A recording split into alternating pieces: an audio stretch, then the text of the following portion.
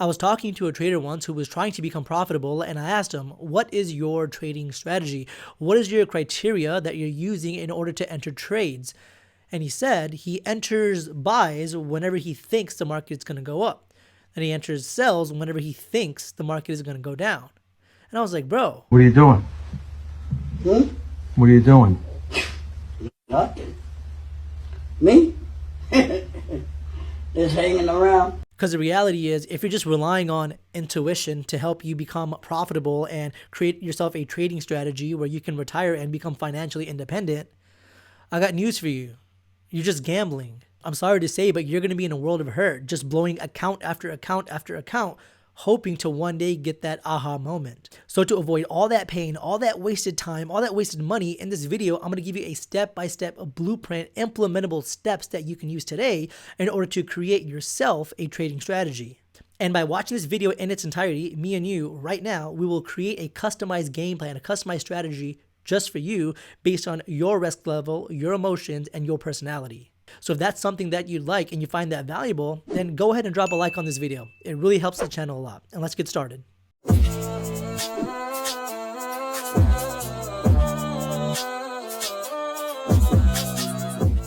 Okay guys, there's a lot of different components required, a lot of different puzzle pieces that you need in order to create that final picture of a strategy. So definitely take some notes throughout this video. So the first component that we need to talk about is, what type of trader are you? What do I mean by this? I mean, are you more of a short-term trader, medium trader, or a long-term trader? So the question you need to ask yourself is, am I wanting to create a strategy that's more of a scalping strategy, a day trading strategy, a swing trading strategy, or more of a position strategy? What is the difference between all of these? Scalpers are mostly traders who usually want to be in and out of a trade fairly quickly. They want to be in a trade maybe for 5 minutes, maybe for 30 minutes max. They just want to be in and out. A day trader is someone who is generally in a trade for maybe like an hour, 4 hours, maybe even like 5, 6, maybe even 8 hours.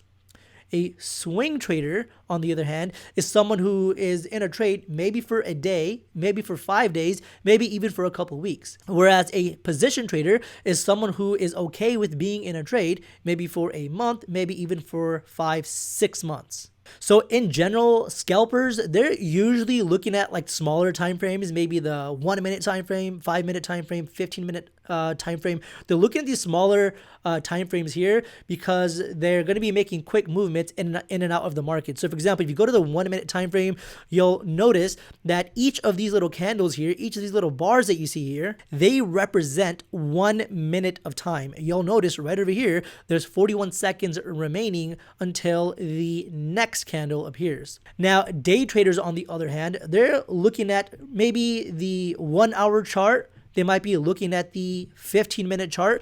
You'll notice in the 15-minute chart, each candle is created worth of 15 minutes of time.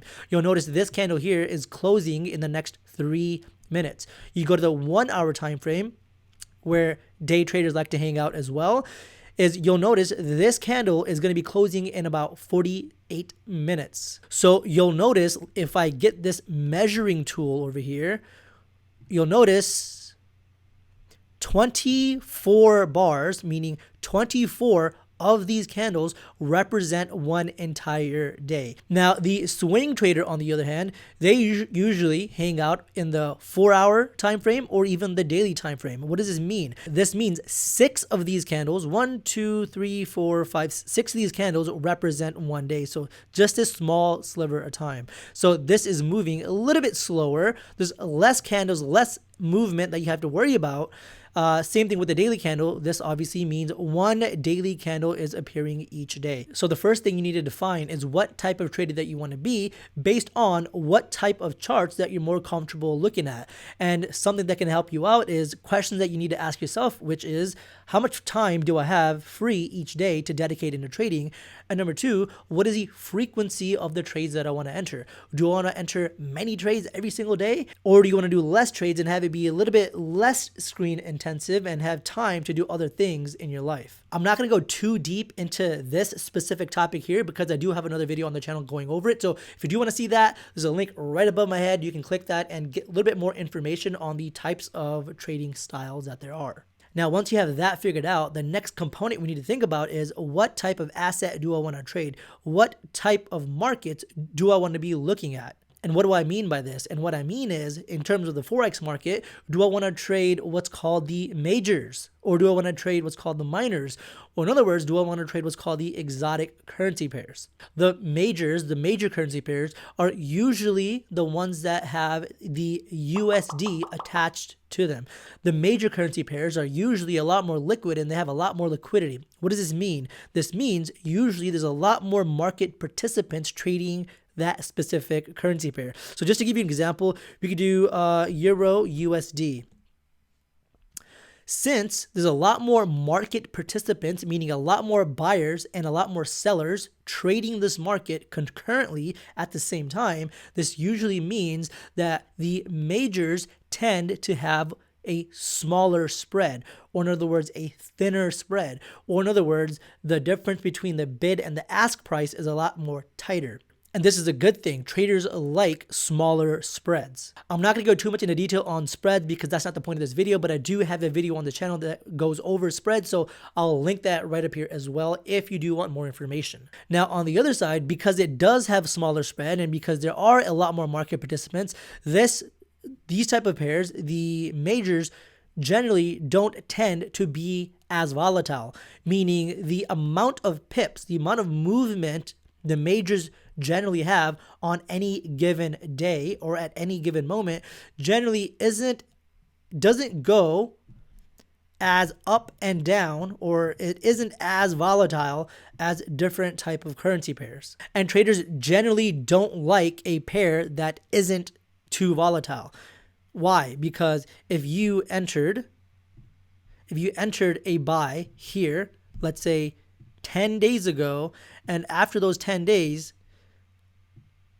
the market has just been sitting sideways for the past 10 days and really hasn't moved that much, meaning in all these days, the market has barely moved just 80 pips during that entire time.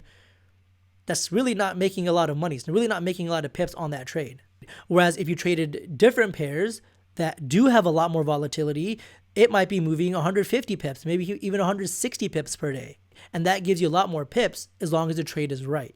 So you have to assess your risk tolerance. Do you want to trade the majors, which usually have a lot more liquidity, which has tighter spreads, but doesn't move up and down as much? Or do you prefer asset types that are a little bit less liquid, which have a little bit wider spreads, but on the other hand, are relatively more volatile? And those would be what's called the minors. Now, the minors generally don't have the USD involved in the currency pairs, but they do deal with the bigger currencies all across the globe. So while minors do have wider spreads, they do have a lot more volatility. So just to give you an example, we can look up GBP JPY, which is one of the minors, and you'll notice just measuring yesterday, this pair moved 117 pips. The day before, that pair moved 229 pips. The day before that, pair moved 109 pips. And the day before that, this pair moved 450 pips. So as long as, for example, as long as you were entered into a buy on this day and you were bullish on that day, you would have made around 450 pips just in one single day on one single trade. So while it does have a lot more volatility, it could be in your favor as long as your win rate is good. Now, looking at exotics, we'll just do an example of USD TRY, which is the Turkish lira.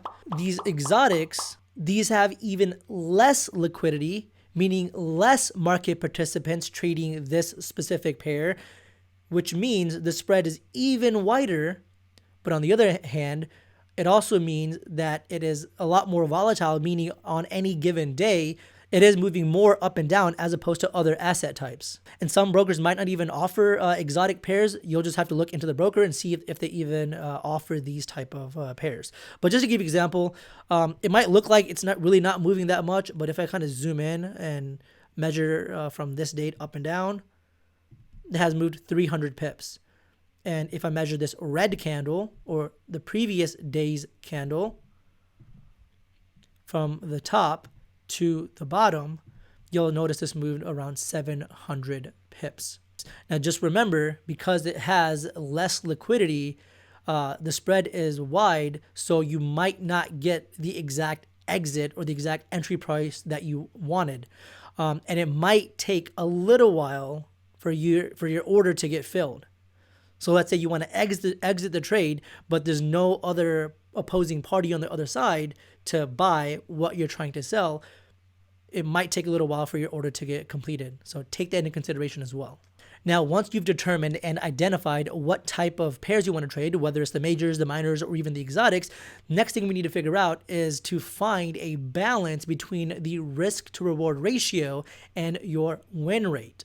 Let me explain what I mean by this. Let me go to, let's do Euro USD, and let's talk about this. So a balance between risk to reward ratio and your win rate would be, just to give you a baseline, is let's say your strategy, you were entering trades and you had a risk to reward ratio of 1.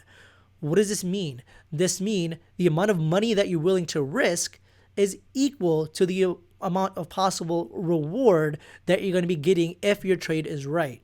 So just to make this easy, in this case, if you entered a trade here and the trade went against you, let's just say you're willing to risk $100, that means you would have lost $100. But if this trade went in your favor and it hit take profit, then you would have made $100. This is a risk to reward ratio of 1. You're risking $1 to gain $1. Now, if you had a risk to reward ratio of 1, and let's say based on the strategy that you've created, your win rate was 50-50, meaning out of every trade you enter, half of them go to stop loss, and then half of them hit take profit, half of them hit stop loss, half of them hit take profit. That is a win rate of 50%. In that case, you would have a strategy to where you, in the course of a long run, you neither make money or you neither lose money, not taking trading commissions into consideration. We can kind of ignore that for the sake of this example. So now that you understand those two variables, let's kind of manipulate them and see what could happen with various different balances. Let's say your trading strategy, just for example, your risk to reward ratio is 0.5, meaning on your trades, for example, you're willing to lose more money than you're willing to make. Some people do this as a trading strategy and they are profitable. So don't look at this only and say, man, I would never do this, because some people do it and they are making a killing just by having a risk to reward ratio of less than 1. Why would someone do this?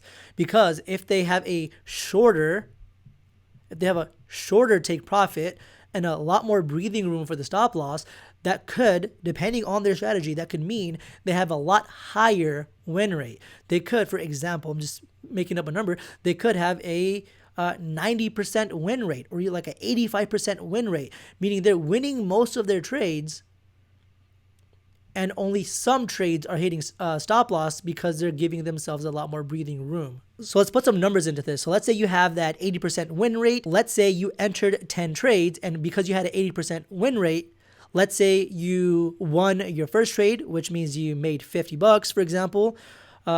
Second trade, you made $50. Third trade, you made $50. Fourth trade, $50. Fifth trade, $50. Sixth trade, $50. Seventh trade, $50.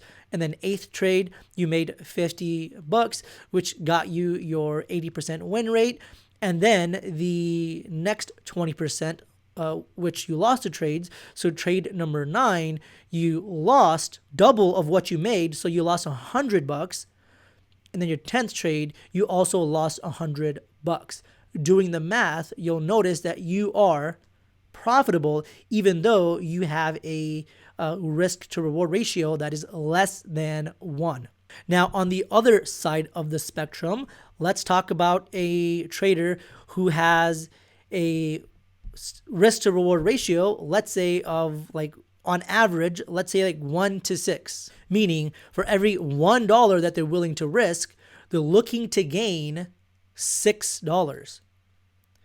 This type of trader, simply because the stop loss is so tight, we could just agree and even just clearly infer that they'll be hitting stop loss far more often than the previous example, which gives them a lot more breathing room. So let's just say, for example, that this trader, let's just say an extreme example, that they have a win rate of just 20%, meaning they're losing 80% of their trades. But because they have a risk to reward ratio of 6, they could still even be profitable, even though they're losing a majority of their trades. So let's go and put some numbers into this as well. So let's say, just to keep things simple again, out of a course of 10 trades, they have a 80% lose rate, yet a 20% win rate. Let's say the first trade they entered was a loss, which means let's just say they lost $100. Second trade, they lost $100. Third trade, lost 100. Fourth trade, lost 100. Fifth trade, lost 100. Sixth trade, lost 100. Seventh trade, lost 100. And then on their eighth trade, they lost $100. But because they have a risk to reward ratio of 6, and let's say on their last two trades, trade number 9 and trade number 10, let's say they made $600 because again, it's a 6 risk to reward ratio. They made $600 on each of those two trades. Overall, you'll notice that that trader is still profitable, even though they have such a horrible, terrible win rate, which is why you need to find a balance. I gave you 2 extreme examples to show you that they can both be profitable. Now, just to give you like a normal example, let's say a trader has an average risk to reward ratio of like, let's say 1.5.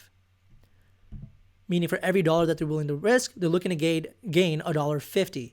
And let's say this trader has like a 60% win rate. This would also give you a profitable strategy. So you need to find the balance that is comfortable for you for your risk to reward ratio and your win rate.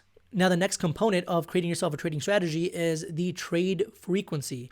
What do I mean by this? I mean, how often do you want setups to appear? How often do you want to be entering trade? And how do you determine this? You figure this out by defining entry criteria for the trades that you enter. And I'll talk about this next because this is the next component. But you have to understand that the more restrictive, the more criteria that you have in order to enter trades, the less frequency of the trades you'll be trading. Because depending on your entry criteria, you might have setups that appear based on your entry criteria. You might have setups that appear maybe 5 times a day based on the rules that you've created for your own strategy. Or depending on your entry criteria, you might have setups that appear maybe once every 3 weeks.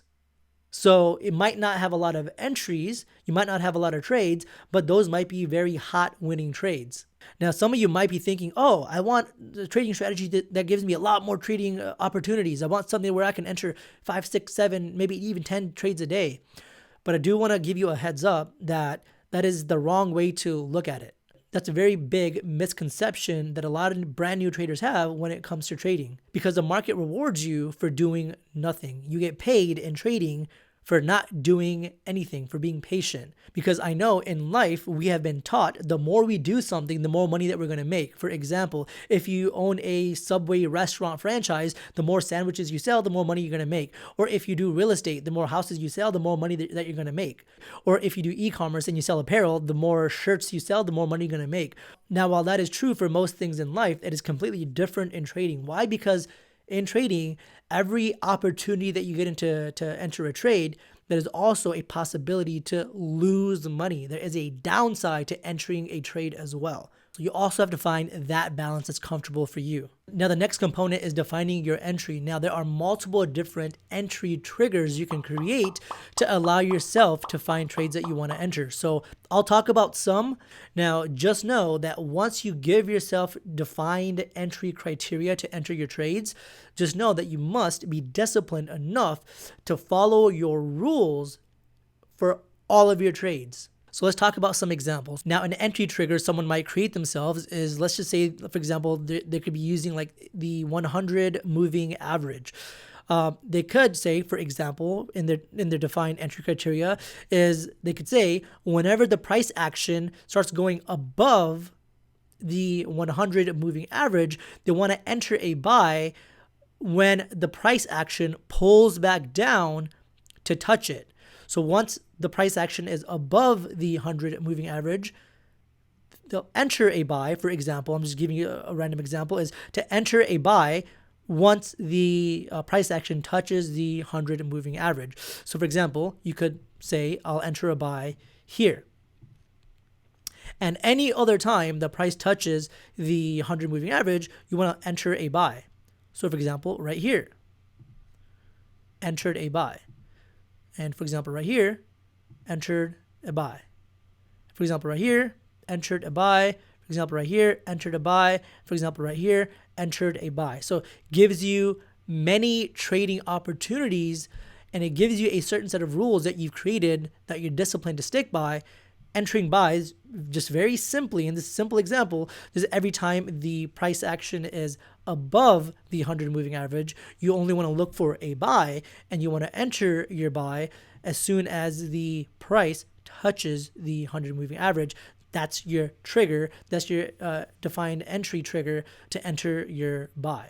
Maybe one of your other defined criteria is that you only want to do this strategy maybe only specifically on the 4-hour chart. And also maybe you could say for yourself that if the price action is below, like here, you want to enter a short, you want to enter a sell every time the price touches it from the downside. So for example, you would enter your sell here. Then for example, you would enter a sell right here, which would have netted you a little bit of profit. But if you entered it again on the next time it touched it, probably would have went to stop loss. Notice you have some winning trades and you have some losing trades. Now, to further refine your entry trigger, maybe you could give yourself a rule that maybe you see that every time you enter a sell when the price action is below the 100 moving average, maybe you find out through many trades that you're losing most of the trades that you're entering in terms of sells, shorts, whenever the price action is below. So one criteria that you might define is you only want to be looking for buys when the price action is above. So that's another rule, right? And you have to be disciplined enough to follow that. So maybe you never enter a short. Maybe you never enter a sell whenever the price action is below. Maybe you only enter buys whenever the price action is above. Notice that extra criteria is going to limit the trade frequency. It's going to limit the number of trades that you'll be able to enter, because a lot of the time you won't be entering any trades because the price action is below it. So it cuts all your trades in half. So let me go ahead and clear out this. I'll give you a couple other examples as well. Maybe you're someone who doesn't want to use moving averages. Maybe you're a more naked price action trader, and maybe you want to trade based on just like fibs, right? So maybe you look at the swing lows and you compare it to the swing highs, and you want to enter on the fibs. Maybe you have a rule that you only want to enter on the 50, the 61, and the 78 fib in the direction of the market where it's trending. For example, this is an uptrend, so you want to, and you drew your fib from down to up, and you'll enter your trade on, for example, the 50 fib. Or maybe you did another fib, and based on this fib here, this entry from the swing low to the swing high, this entry was on the 61 fib. Maybe the next one here from the swing low to the swing high, this next one was on the 78 fib. And maybe from this swing low to this swing high, your entry was on the 61 fib. And maybe from this swing low to this swing high, your entry was on the 61 fib as well. So maybe your entry trigger is just a trade in the direction of the market, the direction of the trend, and maybe you just want to simply look for retracements of 50 or more. Or maybe you find that each trade that you enter that's on the 50 fib, maybe that gives you more losses than the 61. So maybe you only weight your entry triggers is on the 61 fib. You'll have a lot less trades, but it might give you a better win rate.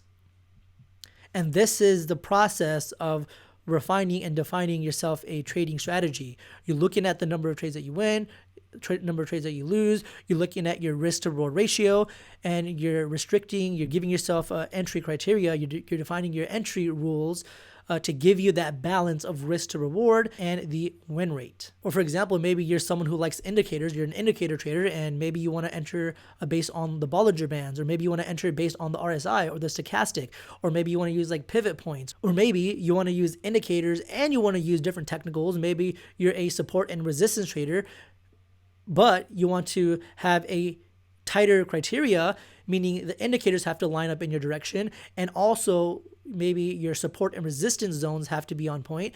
And maybe also, to refine it even more, maybe you also are a type of trader who wants to wait for candlestick confirmations. Maybe you need 3 different green lights all to line up in order for you to enter trades. Maybe because you want to take less trades, but you want a higher win rate. Just remember, whatever you pick, you have to stick with that same type of rules, that same type of criteria over a course of many, many, many trades. That'll truly help you understand whether that strategy is going to work or not in the long term.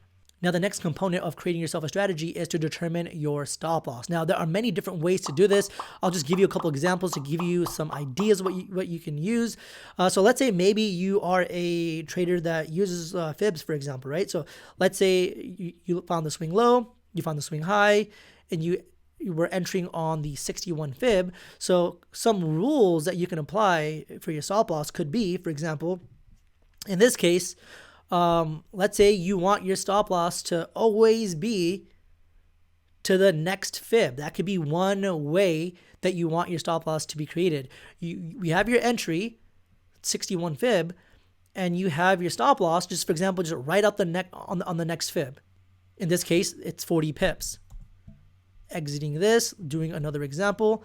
Let's say you entered you started your fib from down here, finish it on the swing high, landed on the 50 fib, entry on the 50 fib, and let's say your stop loss is on the next fib, which would be the 61 fib. So in this case, you have a 50 pip stop loss.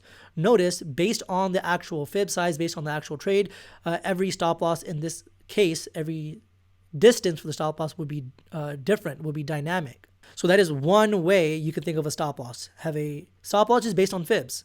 Now, another way that you could determine your stop loss is, let's say you were the same, that fib trader, and you enter in the 61.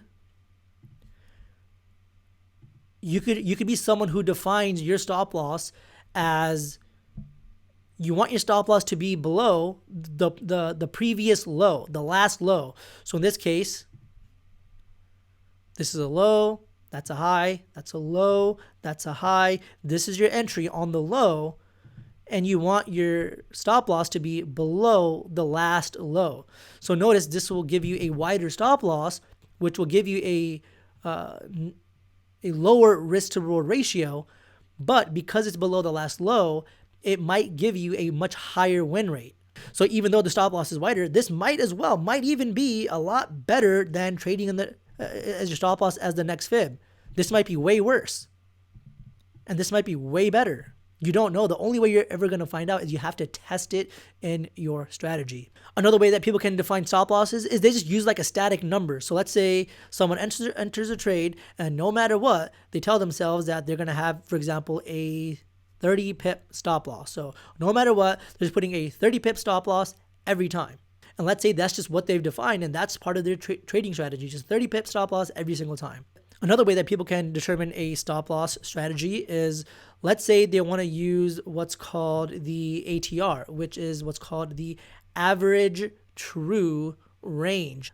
This indicator just simply helps you understand how volatile the market is at any given time, meaning how far up and down does the market fluctuate over the course of the last recent days. This doesn't tell you what direction to trade in. This just tells you, for example, my mouse is on this current candle, which is this current candle here, and I want you to look at this number right over here. That number says 00306, which means the ATR, the average true range, is 30.6 pips, around 30 pips, meaning on every 4-hour candle, the average range, the average amount of volatility on every candle, the average length, the average number of pip movements on average in the past recent candles has been 30 pips, meaning on average, the price action has been moving up and down 30 pips, meaning at this point, that's how volatile the market is. Maybe back here, if you look at the number on the left, it's 24.6 pips, meaning this was less volatile than what it is right now.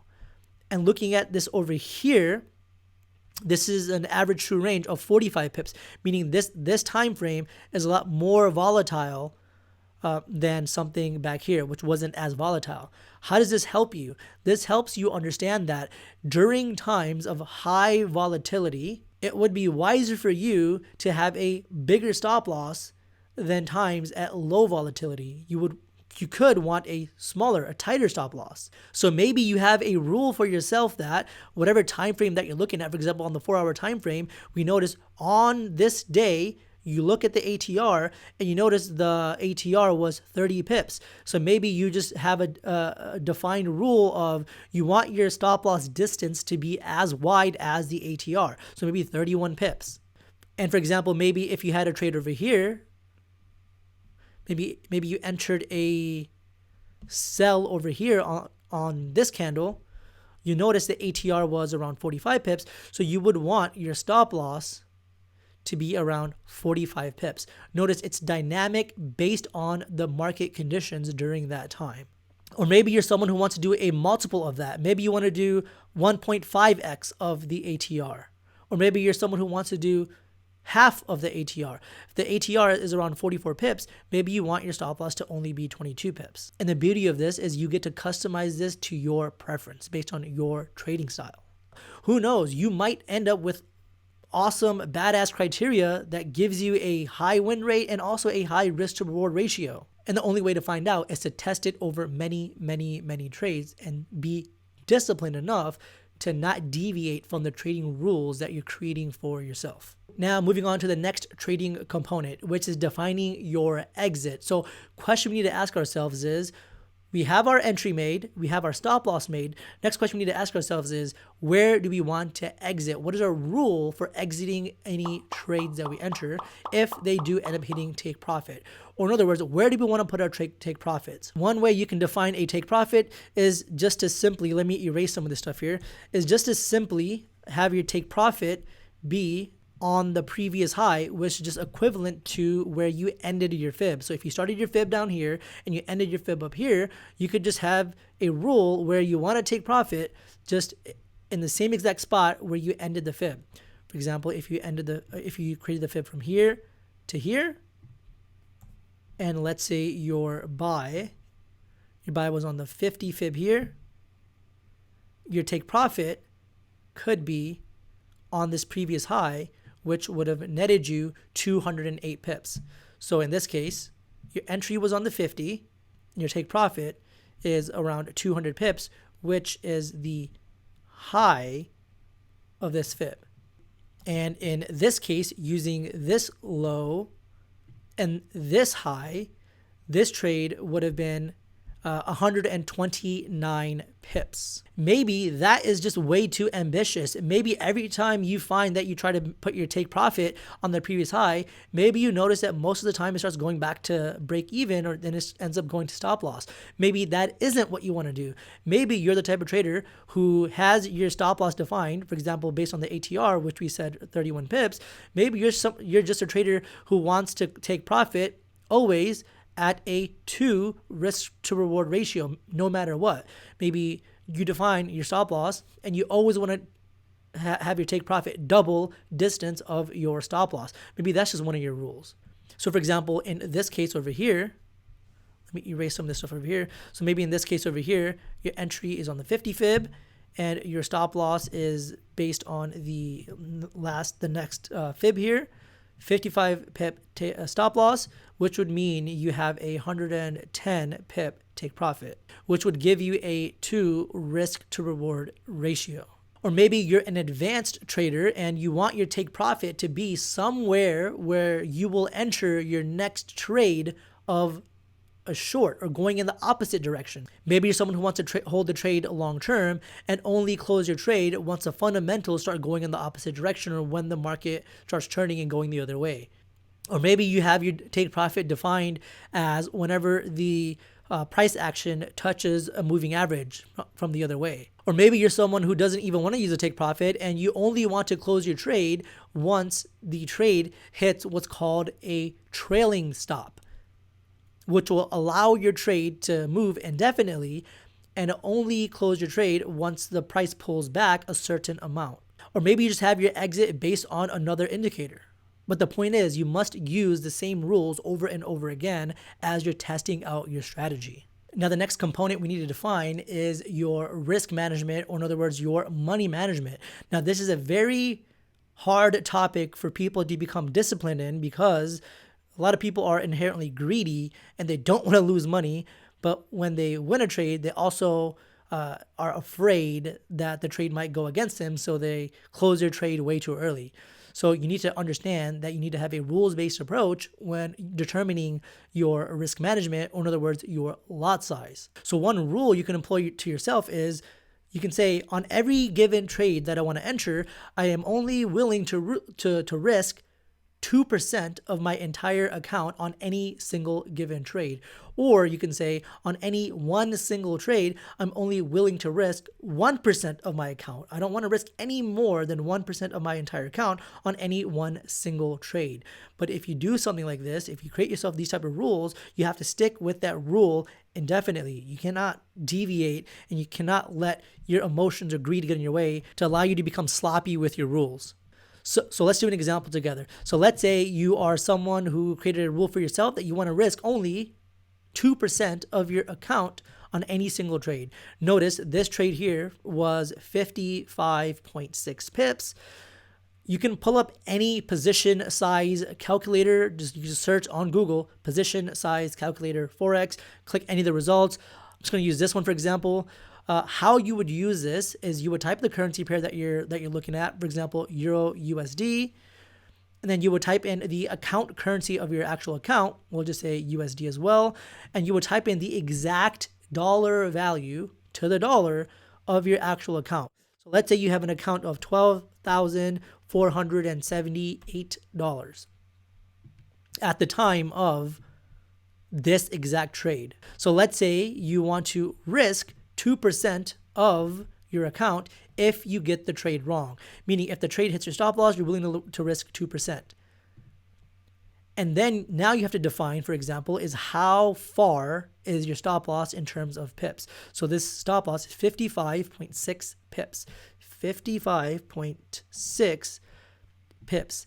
Now you can leave this alone and hit calculate, and this is going to help you calculate your risk management, or in other words, your money management. So this shows you you're willing to risk 2% of this number, which is $249.56, and the lot size you would put whenever you're entering the trade would be 0.45 lots.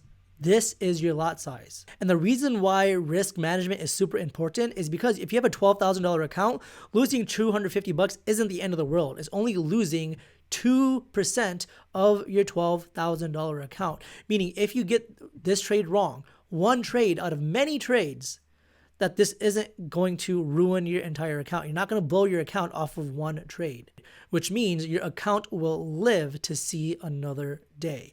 The reason why a lot of people blow their accounts, the reason why a lot of people lose a lot of money in their trading career is because they don't use any sort of position size calculator. They just enter a lot size based on whatever lot size that they want to enter. So if they enter this trade, this one trade right here might blow their entire account because they want to do a lot size with a $12,000 account. They want to do a lot size of 10 lots, which isn't the ideal or smart way to do it. The smart way to do it is have a rules-based approach based on any position size calculator that you want to use. So this way you're at least risking the same percentage every single time that you enter a trade.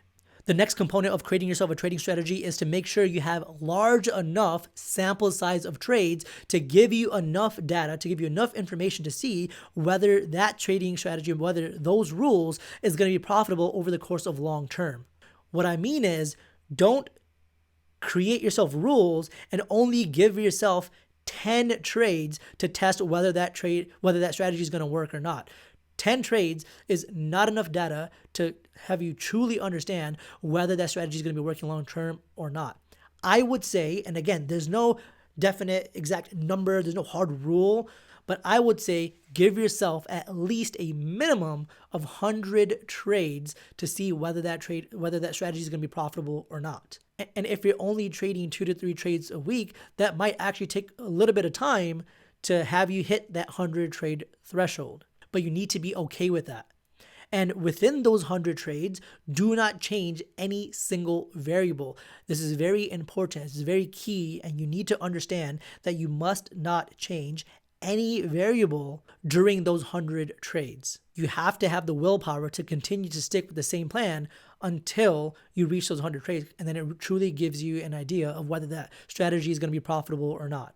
And when you do have 100 trades in your belt and you find out that it's not profitable, then you can change some variables around to try it again. But you have to make sure that you give yourself enough sample size to truly understand whether that strategy, whether your rules are going to work or not in the course of a long term. Now, the last component of creating yourself a strategy is to track all of your data. It is crucial. It is very important that you track every single one of your trades and exactly every single thing that you did on your journey to creating yourself a profitable strategy. And how do you do this? An easy way to do this is to simply create yourself a little Excel sheet, or maybe you have like an actual physical hard copy journal. You want to create yourself a trading journal where you can track every trade that you get into. You can track when you got in the trade, why you got in the trade, your entry criteria, your stop loss criteria, your take profit criteria, and how you felt during the trade, and whether you allowed the trade to hit take profit or whether you intervened or stepped in and maybe exited the trade prematurely. And you need to write in that trading journal whether that trade hit take profit, whether that trade hit stop loss. And you can even put screenshots of what the market looked like before you enter the trade or right when you enter the trade. And you put a second screenshot of what the market looked like whenever you exited the trade, whether the trade hit stop loss or even take profit, or whether you just got out during break even. You must diligently, like an actual business, you must track all of your information in a trading journal so you can truly see whether you are disciplined enough to follow a trading strategy in the course of a long term, because that's what's going to give you the data and information that you need to make adjustments in the future. Now, I know that this might seem like a lot of things that you have to do, a lot of different components that are involved into creating a trading strategy, but just know that you only have to find a winning strategy one time. Once you found your winning strategy, no one can take that away from you, and you can use that same strategy for the next 2, 3, 5, 10, 15, 20 years down the line. So yes, if you go at this by yourself, it might take some time to find the strategy, but I'm telling you, it is very, very worth it. Who knows, maybe if you spend 6 months trying to figure out your own strategy and trying to, you're tinkering with small little tweaks here and there with the strategy. Who knows, once you find a strategy, that might be the catalyst that helps you make $5,000 a month, $10,000 a month, $50,000 a month. That might help you make $1 million a year. And the question you need to ask yourself, was those 6 months of time, blood, sweat, and tears and effort that I put in, was it worth it to allow me to make $1 million a year for the next 5, 10 years of your life? And for those of you who are looking for some help, that are looking to shortcut the amount of time that it takes to create yourself a winning strategy, I do have a paid mentorship program where I give you my own strategy that's working right now today. It's not for everybody. It's for people who want hands-on experience, hands-on help, direct mentorship directly from me, and a step-by-step plan outlining the exact criteria, exact entry criteria, exit criteria, money management criteria, everything you need in order to create the winning strategy that we are using right now in the markets today. This is for someone who's looking for accountability, looking for someone to hold them accountable, and being able to submit their homework where I can look at your charts and see what you're doing right, what you're doing wrong, and make sure that you're learning this step by step the correct way. Now, this is an 8-week program where I go over every single thing that you need to know, whether you're a beginner, intermediate trader, or even an advanced trader, because it's customized to fit everyone no matter where they are in the trading journey. So if that's something that interests you, there should be a link below. You can check that out. It gives you a lot more information regarding our private mentorship program as well. Other than that, these are all the components that you need in order to create yourself a winning strategy. So I hope you took some notes.